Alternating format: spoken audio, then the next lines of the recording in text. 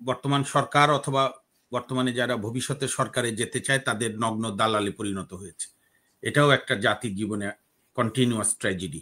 আমার সঙ্গে আমার শ্রদ্ধেয় অগ্রজ আলোচককে আমার সালাম, শুভেচ্ছা, এবং আপনার অগণিত সারা বিশ্বব্যাপী বাংলা ভাষাভাষীর দর্শকদের শুভেচ্ছা।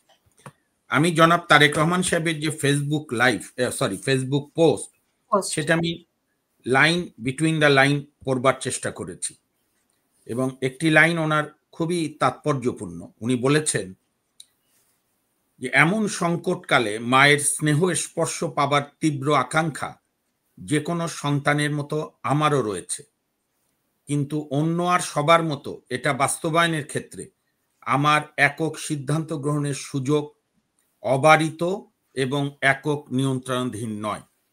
আমি তারেক রহমানকে প্রথমেই আমি সৃষ্টিকর্তার কাছে প্রার্থনা যে বেগম খালেদা জিয়া দ্রুত আরোগ্য লাভ করুক। আজকে ফখরুল ইসলাম আলমগীর সাহেবও বলেছেন বিদেশে যাওয়ারও সব ব্যবস্থা একটু স্টেবল হলেই হয়তো নিয়ে যাবেন। এর আগেও বেগম জিয়া বেশ দু একবার এরকম জটিল পরিস্থিতি থেকে ফিরে এসছেন। আমরা প্রত্যাশা করি উনি দ্রুত সুস্থ হবেন। যদিও বাংলাদেশ ক্রমেই সিসিউ না, বাংলাদেশ কোমায় চলে গেছে, তো সেইটা প্রসঙ্গে পরে আসব।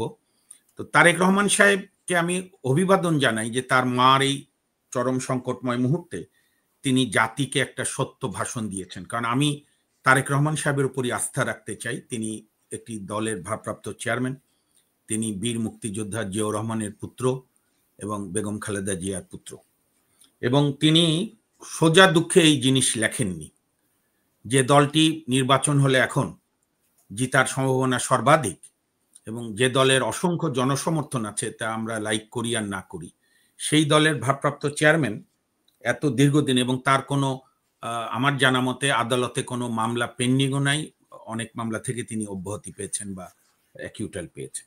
তো এইটা শফিকুল আলমের উত্তরের বিষয় না, এটা সরকারের জাতিকে জানানো দরকার, বা তারেক রহমান সাহেব এইটা লিখেছেন, নিশ্চয়ই এটার কোনো একটা কারণ আছে, কারণ এখানে সমালোচনা করার কিছু নাই। উনি সোজা দুঃখে এটা লেখেননি আমার বিশ্বাস।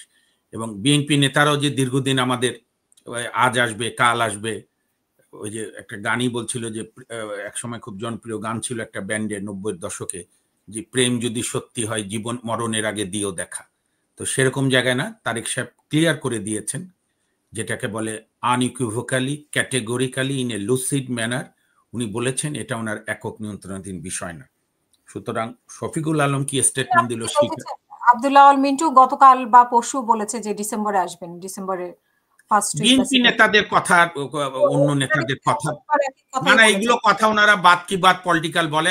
আজকে দেখেন, আজকে মান্না ভাই, মাহমুদুর রহমান মান্না একজন জাতীয় নেতার মতো বলেছেন যে গত একদিন দুই দিনে বেগম জিয়ার সঙ্গে কারো কোনো দেখার সুযোগ নেই, কারণ উনি সিসিউতে আছেন। এটা আমরাও জানি, আমাদের রুগীরাও, আমাদের আত্মীয় স্বজন বা আমাদের কেউ কেউ রুগীরাও ওই জায়গায় গেলে কেউ দেখা করতে পারেন। এখানে বিএনপি নেতারা অনেকে তাদের মনের মাধুরী মিশিয়ে, কিন্তু আমরা বিএনপি নেতাদের ইন্ডিভিজুয়াল বক্তব্য বাদ দিয়ে বেগম জিয়ার সুস্থতার ক্ষেত্রে বিএনপির মহাসচিব যেটা বলেছেন, এবং উনি মানা করেছেন তার দলের নেতাকর্মী এবং শুভানুদ্দায়ীদের অহেতুক ওখানে ভিড় না করতে, কারণ এটাও একটা ফটো বিজনেস হয়েছে। যে কোনো দল, ছোট বড় মাঝারি, সারাদিন বিএনপিকে চাঁদাবাজ পরিণত করছে, আবার গিয়ে গিয়ে ওখানে শোডাউন। যাক, ওগুলোর দরকার নাই। আমরা আল্লাহর কাছে প্রার্থনা করি বেগম জিয়া দ্রুত সুস্থ হোক।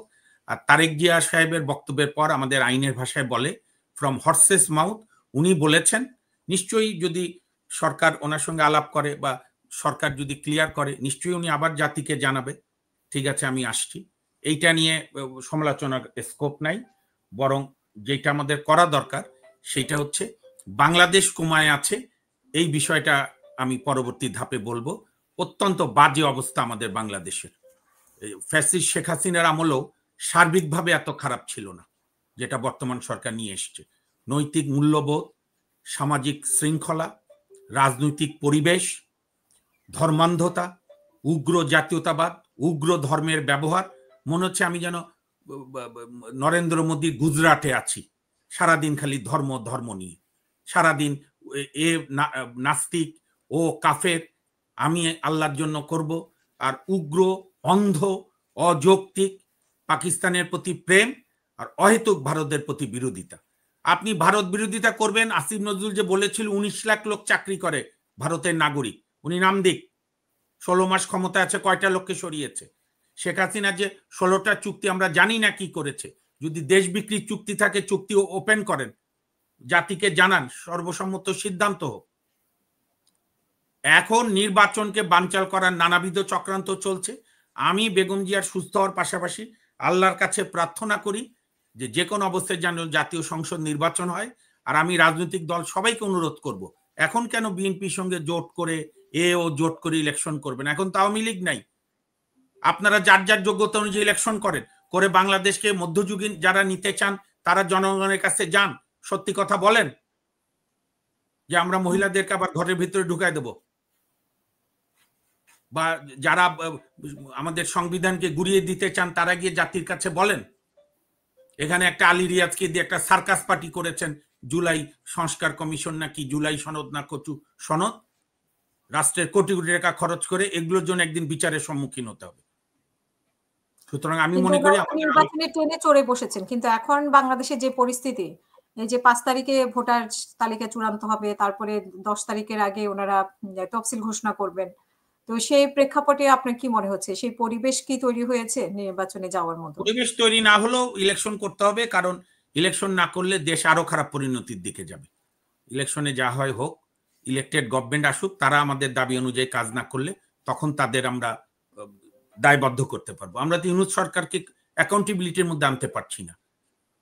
তারা একে ওকে জ্ঞান দেয়, তারা তাদের সমস্ত সাংবিধানিক পোস্ট তারা যে 8ই আগস্ট থেকে নিয়েছে, তারা তাদের প্রপার্টি ডিক্লেয়ার করে না কেন?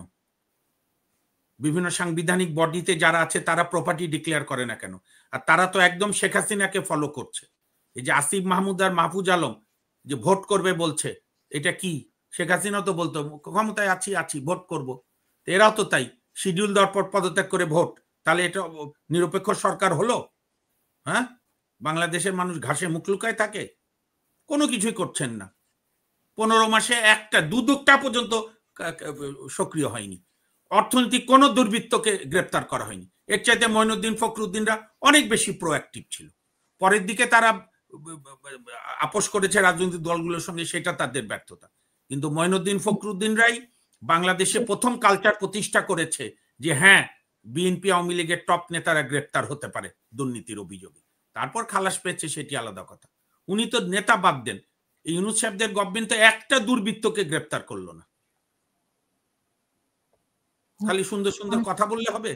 আমাদের বিচার বিভাগে স্বাধীন সচিবালয় হলো না, যেটার জন্য কোনো আইন লাগে না। মিডিয়াগুলোর কোনো স্বাধীনতা আনলো না। ওই যে সিনা ভাই বলতে পারবেন ভালো, এই যে বিবিসি সাংবাদিক কামাল আহমেদকে দিয়ে এটা কমিশন করছিল, ওইটা রিপোর্ট দিয়েছে আদৌ? সেই রিপোর্টের খবর কি? পুলিশ সংস্কার কতটুকু? এই জন্য আজকে ইউনুস সাহেবদের প্রিয় লোক,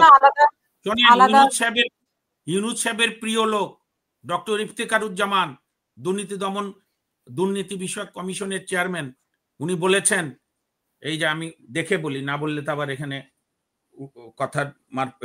কথা সঠিকভাবে না বললে মানুষ ভুল বুঝবে। এই যে ট্রান্সপারেন্সি ইন্টারন্যাশনাল আর টিভি নিউজ, সরকারের রাষ্ট্র সংস্কার শুধুই ফাঁকা বলি, টিআইবি বলেছে। এরপর আর কি থাকে? টিআইবি, বদিউল আলম মজুমদার, এই যে আলী রিয়াজ, প্রথম আলো, ডক্টর ইউনুস, আসিফ নজরুল, মাহফুজুর আলমের কি মাহফুজ আনামের ডেইলি স্টার, এরা তো আজ 15 বছর ধরে শিখালো আমাদের যে আলী রিয়াজরাই হচ্ছে বুদ্ধিজীবী। তো কি বানালো আলী রিয়াজ? জুলাই সনদ। সুতরাং যে করি হোক ইলেকশন করাতে হবে, জনগণ আদায় করবে, ভোটের মাধ্যমে যারা আসবে তারা ঠিক মতো না চললে জনগণ আন্দোলন করবে।